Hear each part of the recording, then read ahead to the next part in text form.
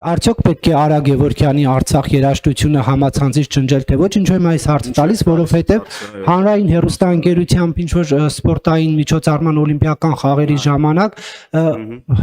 խուսափել են հնչեցնել ստեղծագործության անունը։ Ես չգիտեմ դուք ինչի մասին եք խոսում, ճիշտն ասած, եթե առանձին YouTube-ի վերաբերյալ ձեր հարցին անդրադառնամ, ապա իհարկե ոչ։ Սիվիկեյը Պարոն Հովհաննիսյան, Տիկին Մանավազյան, հարցս վերաբերում է Ուժեղ Հայաստան կուսակցության վարչապետի թեկնածուին,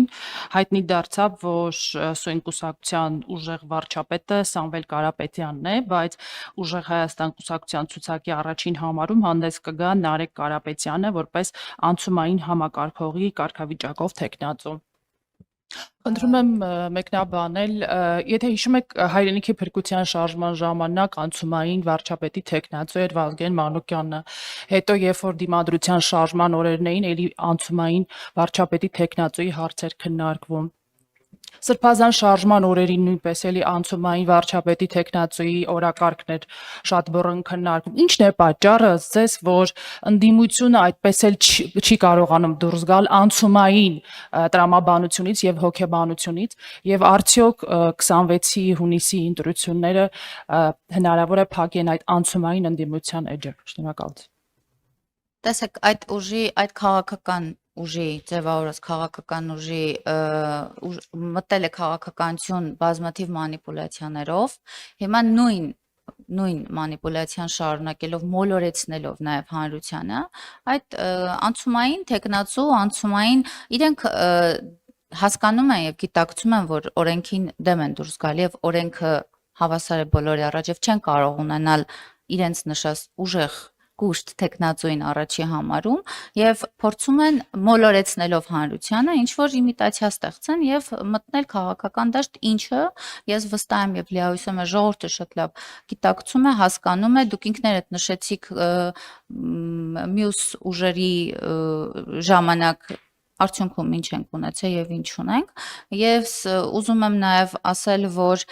նույն տրամաբանության մեջ ինչպես օրինակ Սամվել Կարապետյանը կարող է լինել իրենց հայտարարություններով առաջին համարում, եկեք չբացառենք, որ Սալավիովն է կարող է լինել երկրորդ համարում, այսինքն եկել են մեր ժողովրդին ինչն են խաբում, ինչու են մոլորեցնում եւ ինչու են փորձում դաշտ նետել մի անուն, որի շուրջ կփորձեն բարեգործական իմիտացիաներ ստեղծելով հավաքել ընտրազանգված, դա կարծում եմ հերթական փուչիկ ֆեյք վիճակն է, ես անձամբ չեմ արձագանքում նման քաղաքական ուժին, հուսով եմ մարդիկ եւս կհետևեն եւ իրենց վերաբերմունքը ցույց կտան։ Մի կարճ լրացում անեմ ձեր հարցի վերաբերյալ, շատ կոնկրետ էլի, Ուժեղ Հայաստան կոչվող կուսակցությունը, որը հիմա ինչ որ անցումային համակարգողի կարգավիճակի մասին է խոսում, Հայաստանի Հանրապետության Սահմանադրությամբ նման բան նախատեսված չէ։ Տիկին Մանավազյան իրավացիորեն նշեց, որ ոչ վարչապետի, ոչ պատգամավորի թեկնածու տվյալ անձնավորությունը չի կարող լինել, եւ հետեւաբար այստեղ բոլոր հարցերը փակվում են։ Հայաստանում այլևս անցել են այդ ժամանակները, երբ որ ԺԵԿ-ի թղթով կարող էր գալ եւ նախագահի թեկնածու դառնալ։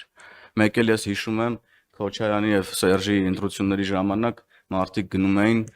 քվեաթերթիկների վրա գրում էին Չակ Նորրիս։ Ուժեղ Հայաստանի առաջարկությունը կարան իրանք այդպես իրացնեն ընտրությունների ընթացքում։ Ուրիշ որևէ կերպ հնարավոր չի իրանց ուրեմն ցնորամիտ հակասահմանադրական, հակաժողովրդավարական, հակապետական, հակահայկական մտքերը իրականացնել։ Շնորհակալ եմ։ Բայց ժամանակը սպառվեց, ես 1 րոպե խնդրեմ պարզապես մի ճշտում անեմ կհաշտեմ տալիս մասնակցության թիվը կասեք ձեր կուսակցության պատվիրակների քանիսն են քվեարկել։ Քվեարկության մասնակիցների թիվը 1028 է եղել եւ ուրեմն քվեաթերթիկների մի րոպե քվեարկել է այս պահին քվեարկում ներողություն եմ խնդրում, բավեր քվեաթերթիկների թիվի 932։ Այո, 932։ Ունեցել ենք անվավեր, չօգտագործված քվեաթերթիկներ, այդ ամբողջ հանած, այսինքն 1028 մասնակիցների թիվն է, 932 վավեր քվեաթերթիկների թիվը։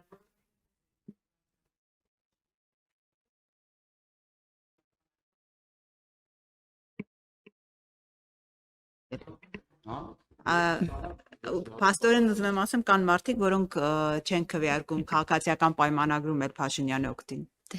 Այո, կան նաև մենք ժողովրդավար կուսակցություն ենք եւ նաև դուք էլ խոսալու թեմա ունեք այդ իմաստով։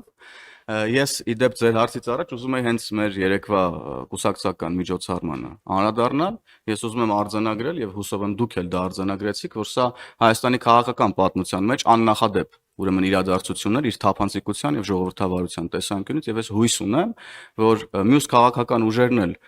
գոնե մի քիչ մոտիկ նման ուրեմն միջոցառումներ կկազմակերպեն, որպեսզի Հայաստանի Հանրապետության ժողովուրդը վերջապես հասկանա նրանց ցուցակները որտեղ են գրվում, ում կողմից են գրվում, ինչ լեզվով են գրվում եւ այդպես շարունակ։ Շնորհակալություն ձեզ լավ։ Շնորհակալություն, ավարտվեցին չափազրույցները։